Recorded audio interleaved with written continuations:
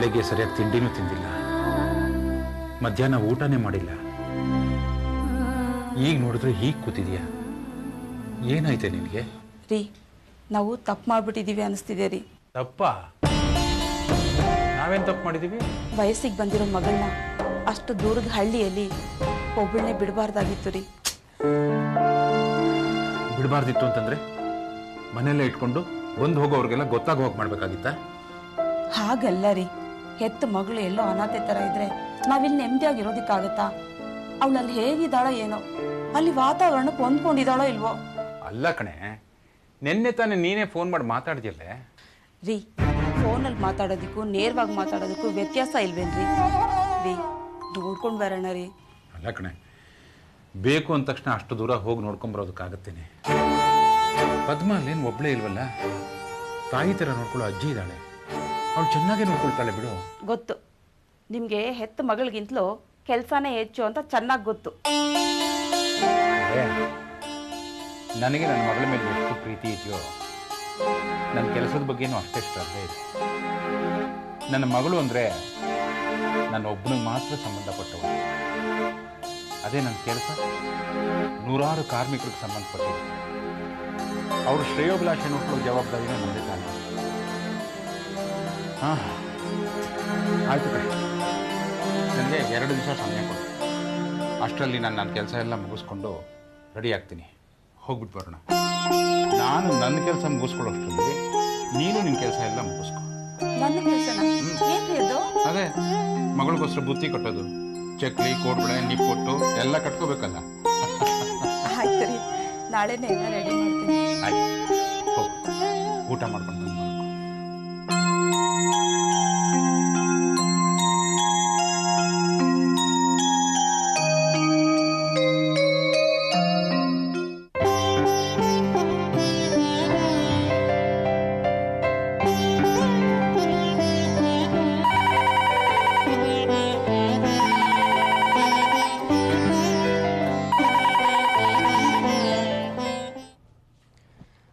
Hello, Suresh ಇದ್ದಾನ?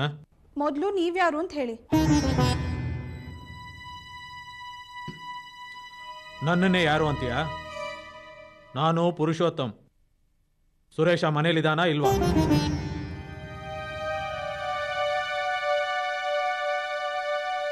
ಸುರೇಶಣ್ಣ ಮನೇಲಿಲ್ಲ.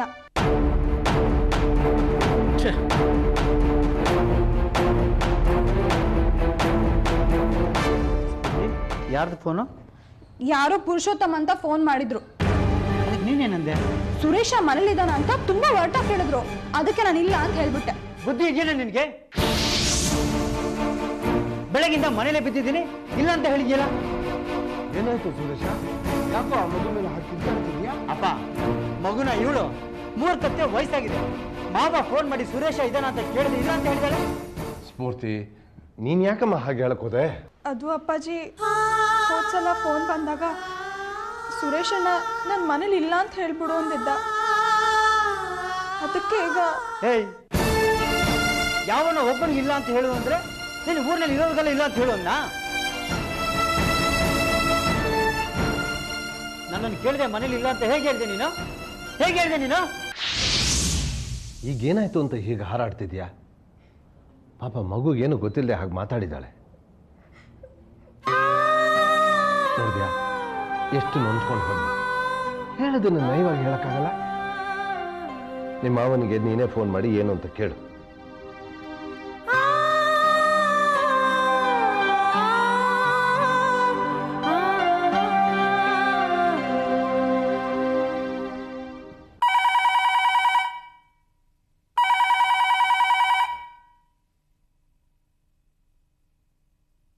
Hello. Hello ಮಾವ, ನಾನು ಸುರೇಶ ಮಾತಾಡ್ತಾ ಇದ್ದೀನಿ. ಆಗ್ಲೇ ಎಲ್ಲಿ ಹೋಗಿದ್ದೆ? ಅದು ಆಚೆ ಹೋಗಿದೆ ಮಾವ. ಏನು ಹೇಳಿ ಮಾವ? ನಾನೇನು ಹೇಳೋದು? ನೀನೇ ತಾನೇ ಸ್ವಲ್ಪ ದಿನ ಟೈಮ್ ಬೇಕು ಅಂತ ಹೇಳ್ಬಿಟ್ಟೋದವನು. ಒಂದು ಮಾತು ತಿಳಿಸದೇ ಇದ್ರೆ ನಾನೇನು ಅನ್ಕೋಬೇಕು? ಅದಕ್ಕೆ ಫೋನ್ ಮಾಡಿದೆ. ಸರಿ, ಏನು ಯೋಚನೆ ಮಾಡಿದೆ? ಮಾವ, ಅಲ್ಲಿಗೆ ಬರೋದು ಅಷ್ಟು ಸರಿ ಇಲ್ಲ ಅನ್ನಿಸ್ತಾ ಇದೆ ಮಾವ. ಯಾಕಂದರೆ ಇಲ್ಲಿ ನಮ್ಮನೆ ಪರಿಸ್ಥಿತಿ ಅಷ್ಟು ಸರಿ ಇಲ್ಲ. ಏಕಾಏಕಿ ನಾನು ಬಂದು ನಿಮ್ಮ ಮನೇಲಿ ಇರೋದ್ರಿಂದ ಇಲ್ಲಿ ಅಪ್ಪ ಅಮ್ಮನಿಗೆ ತೊಂದರೆ ಆಗುತ್ತೆ. ನೋಡು, ನೀನು ಇದೇ ರೀತಿ ಆಟ ಮಾಡ್ಕೊಂಡು ಅಲ್ಲೇ ಉಳ್ಕೊಂಡ್ರೆ ಮುಂದೆ ತುಂಬಾ ತೊಂದರೆ ಆಗುತ್ತೆ ಸುರೇಶ. ಯಾಕ್ರಿ ಹೀಗೆಲ್ಲ ಮಾತಾಡ್ತಾ ಇದ್ದೀರಾ? ಶಾಂತ, ನೀನ್ ಸುಮ್ಮನೆ ಇರು. ಹೇಳು ಸುರೇಶ, ನೀನು ಆ ಮನೆ ಬಿಟ್ಟು ನಮ್ಮ ಮನೆಗೆ ಬರ್ತೀಯಾ ಇಲ್ವಾ? ಹೇಳಿದ್ನಲ್ಲ ಮಾವ, ಅಪ್ಪ ಹುಷಾರಾಗಿಲ್ಲ. ಸದ್ಯದ ಪರಿಸ್ಥಿತಿಲಿ ಅಪ್ಪ ಅಮ್ಮನ ಬಿಟ್ಟು ನಾನು ಬರೋಕ್ಕಾಗಲ್ಲ. ದಯವಿಟ್ಟು ನನ್ನನ್ನು ಕ್ಷಮಿಸಿ ಮಾವ. ಸರಿ, ನಿನ್ನ ಹಣೆ ಬರಹ.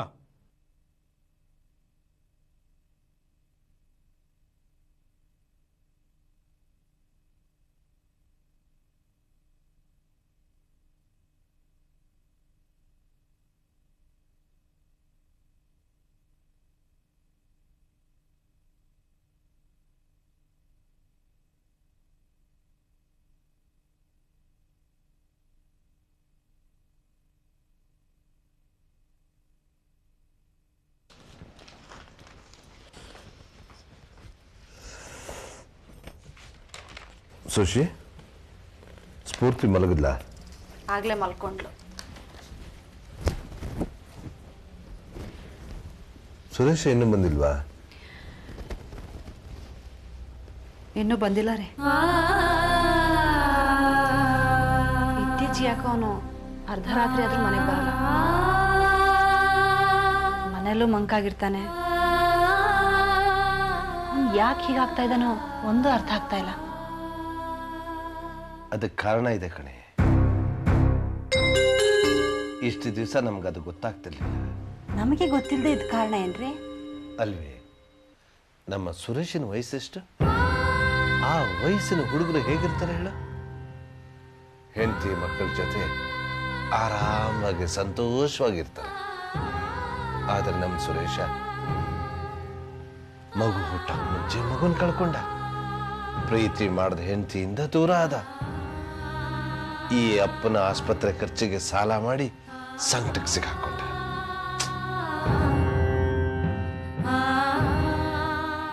ಅಷ್ಟೇ ಅಲ್ಲ, ನಾವು ಸ್ಫೂರ್ತಿನ ಮನೆ ಕರ್ಕೊಂಡು ಬಂದಿರೋದು ಅವನಿಗೆ ಇಷ್ಟ ಇಲ್ಲ. ನೀನು ಗಮನಿಸಿದೀಯಾ? ಕೆಲವು ಸಾರಿ ಅವನು ಸಮಯ ಸಿಕ್ಕಾಗೆಲ್ಲ ಸ್ಫೂರ್ತಿ ಮೇಲೆ ರೇಗಾಡ್ತಿರ್ತಾನೆ. ಹೌದು ರೀ, ತುಂಬಾ ಸಲ ಹಾಗೆ ರೇಗಾಡಿದ್ದಾನೆ. ನಿಂಗೆ ಇನ್ನೊಂದು ವಿಷಯ ಗೊತ್ತಾ ಸುಶಿ? ನಮ್ಮ ಬೀಗರು ಆಗಾಗ ಸುರೇಶನ್ನ ಅವ್ರ ಮನೇಲೆ ಬಂದಿರು ಅಂತ ಒತ್ತಡ ಹೇರ್ತಾ ಇರ್ತಾರೆ. ಆದ್ರೆ ನಿನ್ನ ಮಗ ಕಲಿಯುಗದ ಶ್ರವಣ್ ಕುಮಾರ್ ಅಂತರ ಆಡ್ತಾ ಇದ್ದಾನೆ. ಎಲ್ಲಿ ತಾನು ಬಿಟ್ಟು ಹೋದರೆ ತಂದೆ ತಾಯಿಗಳಿಗೆ ದಿಕ್ಕಿಲ್ಲದಾಗ ಆಗೋಗ್ಬಿಡುತ್ತೆ ಅಂತ ಒದ್ದಾಡ್ತಾ ಇದ್ದಾನೆ. ದ್ವಂದ್ವಕ್ಕೆ ಸಿಕ್ಕಾಕೊಂಡ್ಬಿಟ್ಟಿದ್ದಾನೆ. ಅದೇನೋ ಹೇಳ್ತಾರೆ ನೋಡು, ಅಕ್ಕಿ ಮೇಲೆ ಆಸೆ, ನೆಂಟರ ಮೇಲೆ ಪ್ರೀತಿ ಅನ್ನೋತರ. ಹಾಗೆ ಇಷ್ಟೆಲ್ಲ ವಿಷಯ ನಿಮ್ಗೆ ಯಾಕ್ರಿ ಗೊತ್ತಾಯ್ತು? ಸೂಕ್ಷ್ಮವಾಗಿ ಗಮನಿಸು, ನಿನಗೂ ಗೊತ್ತಾಗುತ್ತೆ. ಅಲ್ವೇ, ನಾವು ಬರೀ ನಮ್ಮ ಜೀವನದ ಬಗ್ಗೆ ಯೋಚನೆ ಮಾಡ್ಕೊಂಡು ಕಾಲ ಕಳೀತಾ ಇದೀವಲ್ಲ, ಅವನ ಬಗ್ಗೆ ಏನಾದ್ರೂ ಯೋಚನೆ ಮಾಡಿದೀವ? ನಾವು ಹೀಗೆ ಬಿಟ್ರೆ ಅವನ ಮನಸ್ಸನ್ನ ಹಿಡ್ತಾನೆ ಕಳ್ಕೊಂಡ್ಬಿಡ್ತಾನೆ. ಪರಿಹಾರ ಏನ್ರಿ? ಏನಾದ್ರೂ ಮಾಡ್ಲೇಬೇಕು ಕಣೆ. ನಮ್ಮ ಮಗನ ಒಳಿತಿಗೋಸ್ಕರ, ನಮಗೋಸ್ಕರ ಕಷ್ಟಪಡ್ತಿರೋ ಮಗನಿಗೋಸ್ಕರ ನಾವೇನಾದ್ರೂ ಮಾರ್ಗ ಕಂಡು ಹಿಡಿಲೇಬೇಕು. ಮತ್ತೆ ಅವನ ಜೀವನದಲ್ಲಿ ಸಂತೋಷ, ನಗು ಚಿಗುರೋ ಹಾಗೆ ಮಾಡಲೇಬೇಕು.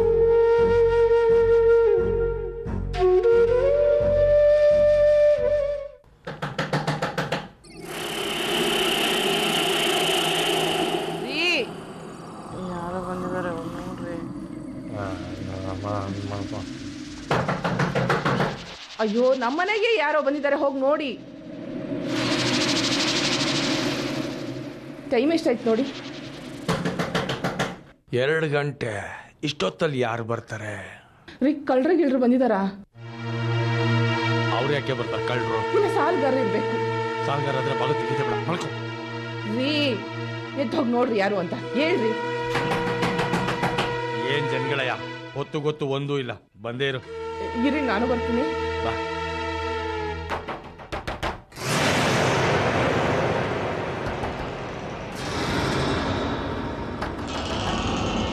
ಯಾರು ಯಾರೇ?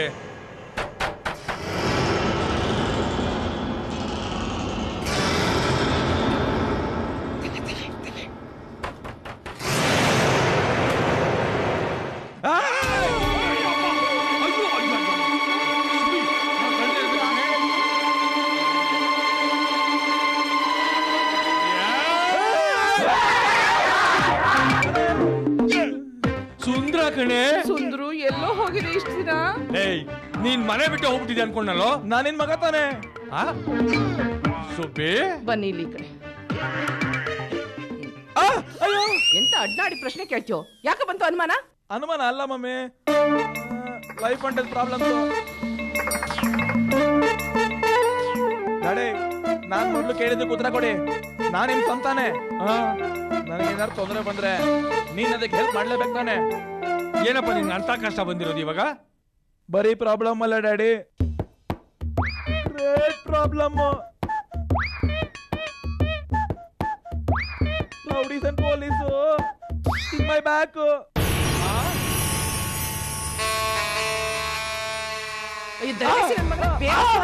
ಹೊತ್ತಲ್ ಬಂದು ಬಾಗಿಲು ಬಡ್ದಾಗ್ಲಿ ಅನ್ಕೊಂಡೆ ಕಣೋ. ನೀವೇನೋ ಎಡವಟ್ ಕೆಲಸ ಮಾಡಿ ಏನು ಮಾಡ್ತೀನಿ ನೀನು? ಕೇಳು, ಈ ಕಡೆ ಬರ. ಕಿರ್ಚಾಡಿದ್ರೆ ಅಕ್ಕಪಕ್ಕದವ್ರು ಗೊತ್ತಾಗಲ್ವಾ? ಅವನೇನು ಹೇಳ್ಬೇಕು ಅಂತಿದ್ದಾನೆ, ಹೊಡಿತಾನೆ ಇದ್ದಾಳೆ. ಏನದು? ಡ್ಯಾಡಿ ಅವತ್ತಿಲ್ಲಿಂದ ಹೊರಟ್ನ. ಅದನ್ನ ತೆಗೆದು ಸರಿಯಾಗಿ ಹೇಳೋ. ಇಲ್ಲಿಂದ ಅವತ್ತು ಹೊರಟ್ನ.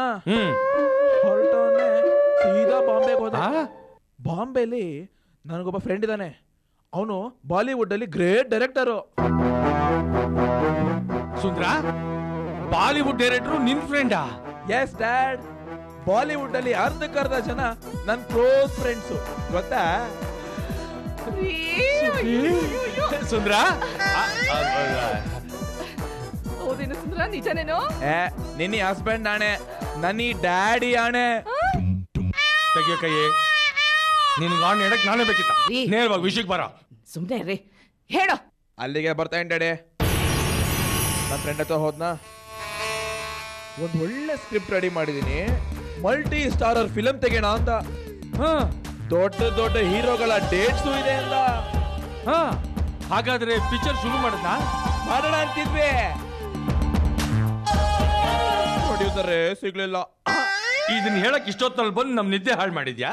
ಅಷ್ಟೇ ಅಲ್ಲ ಡ್ಯಾಡಿ, ಇನ್ನೂ ಇದೆ. ಏನದು ಹೇಳ.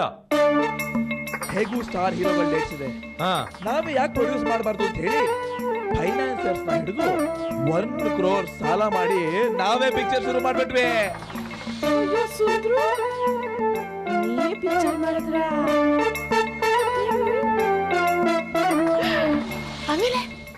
ಆಮೇಲೆ ಇನ್ನೇನು, 1 ಕೋಟಿ ಖಾಲಿ ಆಗೋ ತನಕ ಪಿಕ್ಚರ್ ಶೂಟಿಂಗ್ ಮಾಡಿದ್ವಿ.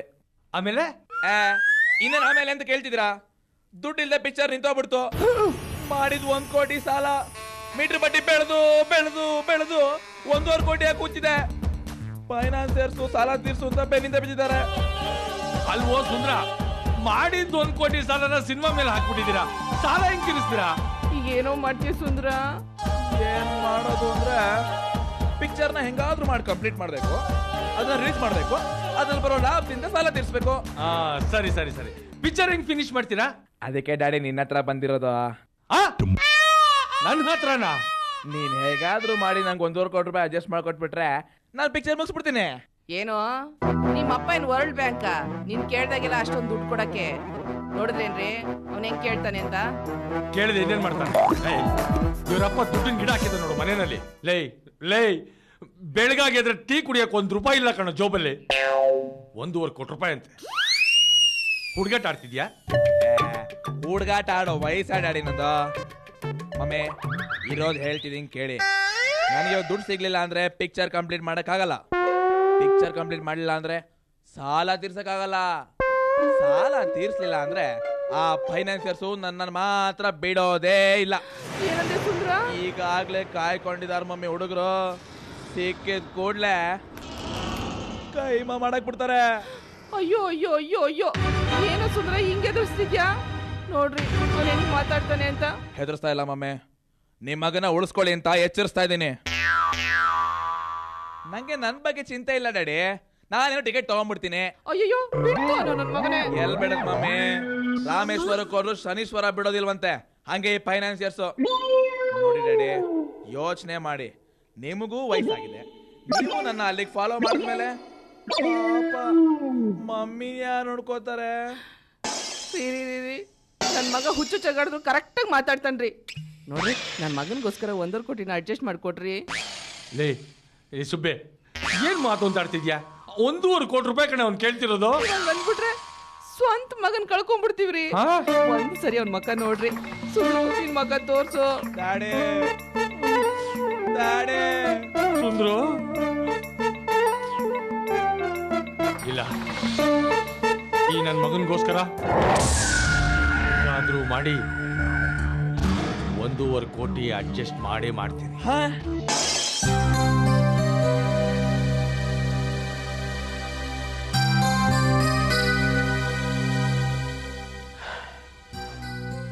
ಆಗಲ್ಲ ಮಾವ, ಈಗ ಇದ್ದಕ್ಕಿದ್ದಾಗೆ 1.5 ಕೋಟಿ ರೂಪಾಯಿ ಕೊಡು, ಅದು ಒಂದೇ ದಿನ ಅಡ್ಜಸ್ಟ್ ಮಾಡು ಅಂತಂದ್ರೆ ಹೇಗಾಗತ್ತೆ? ಅದು ಅಲ್ಲದೆ ಈ ಬಿಸ್ನೆಸ್ಗೆ ನಾನು ಯಾವುದೇ ರೀತಿ ಹಣ ಹಾಕ್ಬೇಕಾಗಿಲ್ಲ ಅಂತ ನೀವು ತಾನೇ ಹೇಳಿದ್ದು. ಹೇಳಿದ್ದೆ ಅಡಿ ಅಂದರೆ, ಆದರೆ ಹಣ ಇನ್ವೆಸ್ಟ್ ಮಾಡಬೇಕಾಗಿರೋ ವ್ಯಕ್ತಿ ಇವತ್ತು ಬರಬೇಕಾಗಿತ್ತು. ಅವ್ರ ತಂದೆಗೆ ಹಾರ್ಟ್ ಅಟ್ಯಾಕ್ ಆಯ್ತಂತೆ. ಅದಕ್ಕೆ ಇಲ್ಲಿ ಇದ್ದಿದ್ದ ಕೆಲಸ ಹೇಗಿದೆಯೋ ಹಾಗೆ ಬಿಟ್ಬಿಟ್ಟು ಆತ ಬಾಂಬೆಗೆ ಹೋಗ್ಬಿಟ್ಟಿದ್ದಾನೆ. ನಿನ್ನೆ ರಾತ್ರಿನೂ ಫೋನ್ ಮಾಡಿದ್ರು. ಅಲ್ಲೆಲ್ಲ ಮುಗಿಸ್ಕೊಂಡು ಬರೋದಕ್ಕೆ 15 ದಿನ ಆಗುತ್ತೆ, ಅಷ್ಟರೊಳಗಾಗಿ ನೀವೇ ಏನಾದ್ರು ವ್ಯವಸ್ಥೆ ಮಾಡಿ ಬಂದ ತಕ್ಷಣ ಕೊಟ್ಟುಬಿಡ್ತೀನಿ ಅಂತ ಹೇಳಿ. ಯೋಚನೆ ಮಾಡಿ, 15 ದಿನ ಅಷ್ಟೇ, ಆಮೇಲೆ ಹಣ ಬಂದ್ಬಿಡುತ್ತೆ. ಬಿಸ್ನೆಸ್ ಶುರುವಾದ್ಮೇಲೆ ಎಲ್ಲ. ಒಂದು ನಿಮಿಷ. ಹಲೋ ಹಲೋ ಡ್ಯಾಡಿ, ನಾನು ಸುಂದರ್ ಸ್ಪೀಕಿಂಗು. ದುಡ್ಡಿನ ವಿಷಯ ಏನು ಮಾಡಿದೆ? ಓಹ್, ಕಪಾಡಿ ಅವರಾ? ಹೇಗಿದ್ದೀರಿ? ಕಾರ್ಯ ಎಲ್ಲ ಮುಗಿತಾ? ಹಾಂ, ಪೊಲೀಸ್ ಕೈ ತಗಲಾಕೊಂಡ್ರೆ ಹಾಕೊಡಕ್ಕೆ 1 ರೂಪಾಯಿ ಇರಲ್ಲ, ಹಾಕ್ಬಿಟ್ಟು ಒಳಗಾಗ್ತಾರೆ. ಡ್ಯಾಡಿ, ದುಡ್ಡು ರೆಡಿ ಆಯ್ತಾ ಇಲ್ವಾ? ರೆಡಿ ಆಗ್ತಾ ಇದೆ ಸರ್. ಇನ್ನೇನಿಲ್ಲ, ನಿಮ್ಮ ಪಾರ್ಟ್ನರ್ ಆಗೋ ನಮ್ಮ ಅಳಿ ಅವರು ಸೈನ್ ಹಾಕಬೇಕು, ಅದೊಂದೇ ಬಾಕಿ ಉಳ್ಕೊಂಡ್ರೆ.